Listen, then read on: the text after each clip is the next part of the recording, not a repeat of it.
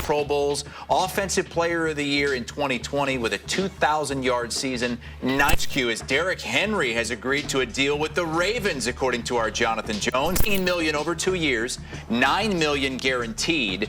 It only took a day for us to figure out where some of the best running backs in this historic running back free agency class are going to be playing next year. And it's very surprising to say the least, especially when it comes to the subject of this video. So before we get to the content, we've been going absolutely crazy on this channel, something like 8 uploads in the past 24 hours alone. So make sure you subscribe and turn on our notifications to make sure you get all the latest NFL news to your device. And now that we get all of that out of the way,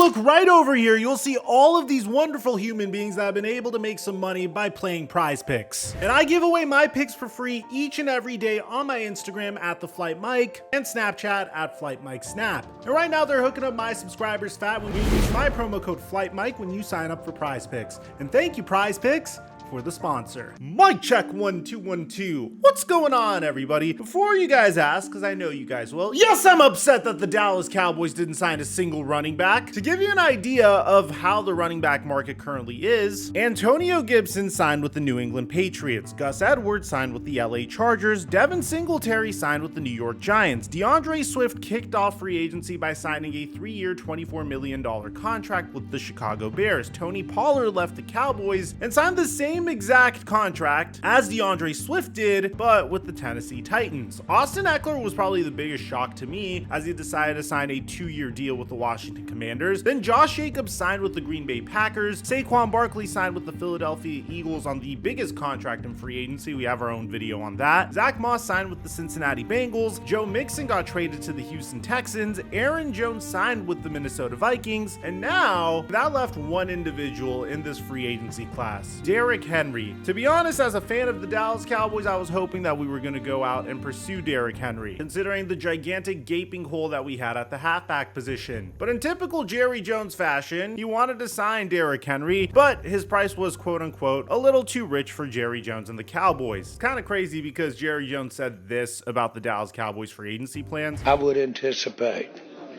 with looking ahead at our key contracts that we'd like to address, we'll be all in. I would anticipate we'll be all in at the end of this year. So when you say, is there any thought, I think we'll strain our, we'll push the hell out of it. Okay. Is that doing something different than you had in the past in that respect? Well, it will be, and it will be going all in on different people than you've done in the past. Okay. We'll be going all in. We've seen some things out of some of the players that we want to be all in on. And yes, I would say that you will see us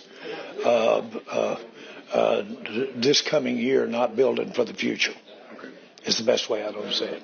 In the case of the Baltimore Ravens, they were in a very difficult position. You see, this is a team that had the top defense in the NFL last year. A lot of it had to do with Mike Macdonald, who now left to coach the Seattle Seahawks. They gave Lamar Jackson some brand new weapons offensively in Odell Beckham Jr. and Zay Flowers. It seemed like this team was as complete as can be. The one thing that's been missing for the Baltimore Ravens over the past 5 years is a consistent running game. They haven't had a 1,000-yard running back since the 2019 NFL season, and each and every year, Lamar Jackson is not only their leader in passing yardage, but also in rushing yardage, which is absolutely insane to put on a quarterback and is definitely going to affect Lamar Jackson's longevity, in addition to his endurance. And when you consider the way that the Baltimore Ravens season got ended at the hands of the defensive-minded Kansas City Chiefs, if there was another dimension to their offense, maybe things would have been different. Maybe they would have been able to convert and score those additional additional touchdowns to make it into the Super Bowl. Regardless, this has been a consistent weakness for the Baltimore Ravens for quite some time, and it seems like they wanted to address it in a big way. Derrick Henry was apparently between the Dallas Cowboys and the Baltimore Ravens in his decision making, and I guess it came down to price and the team that's most likely to make it to a Super Bowl. Sorry, Cowboy fans, I'm one of you guys, but we all know how the Dallas Cowboys cycle goes. So with that being said, according to Adam Schefter, free agent Derrick Henry is signing a 2-year, $16 million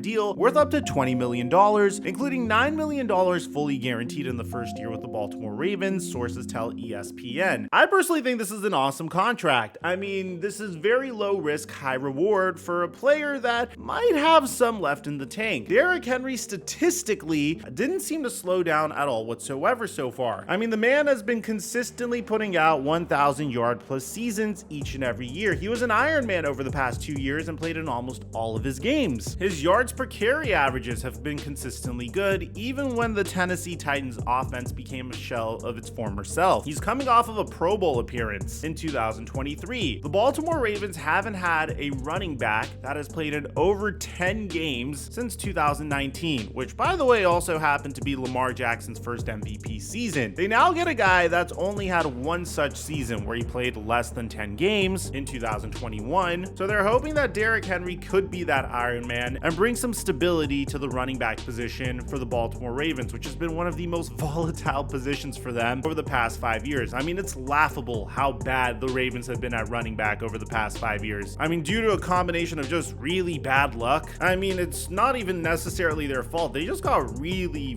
unlucky. It seems like J.K. Dobbins almost always gets injured. This was a team that was cycling through 4 different running backs over the past couple of years as well. And who knows, Keaton Mitchell definitely put in some good snaps for them, but it's not something you want to fully depend on. A lot of people might be looking at this and saying, Mike, why are you saying that this is a better signing than the Saquon Barkley deal? Well, in the case of Derrick Henry, there's a bit of a trade-off. Saquon Barkley is way younger, going into his age 27 season, but Saquon Barkley also sustained a major injury in his career, although about 3 years ago when he tore his ACL, has a history of injury issues as well, and is getting paid significantly more money to be the starting halfback for the Philadelphia Eagles, although historically the Eagles have a track record of making their running backs look good, whether it's Miles Sanders 2 years ago or DeAndre Swift last year. Whoever starts for the Philadelphia Eagles at running back usually ends up okay, but you have to admit there's a little bit of risk there. And in Saquon Barkley's case, you do have that home run ability, of course, but you're also paying him significantly more, so the risk is a little bit greater. In the case of Derrick Henry, you're paying him less because he's older, and over the past couple of seasons, he still looked like the same version of himself. You're plugging him into an offense that features Lamar Jackson, Zabe Flowers, Mark Andrews, a solid offensive line, and you're not paying him very much to do so. Paying him 2 years and $16 million worth up to $20 million and $9 million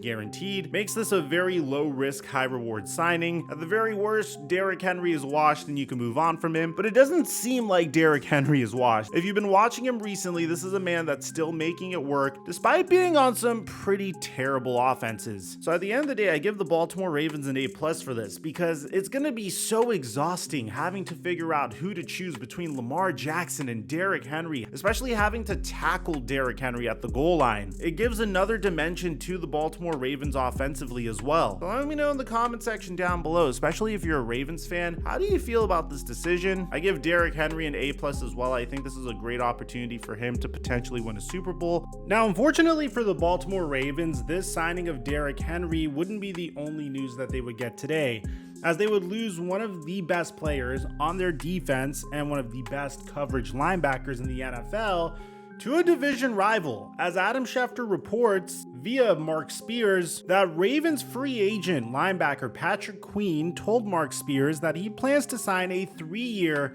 $41 million contract with the Pittsburgh Steelers. This is a huge move for the Pittsburgh Steelers, who had a huge hole at the linebacker position. And to be honest, so far, I think the Steelers are the winners of free agency. This is a good contract that fills a huge need for the Pittsburgh Steelers that more or less completes one of the best defenses in the NFL, while also subsequently making the Baltimore Ravens defense weaker. You even hear it from Marlon Humphrey himself. When you combine the Derrick Henry news with the Patrick Queen news, all he could say is that the Patrick Queen news actually hurts him, and then the combination of this high altitude atmosphere I'm in and what PQ just did has my chest hurting. Patrick Queen is just 24 and a half years old, and so far Baltimore Ravens fans are kind of torn about how to feel about this. On one hand, some Ravens fans are saying that the whole reason Patrick Queen even looked good to begin with was because he was playing next to Roquan Smith.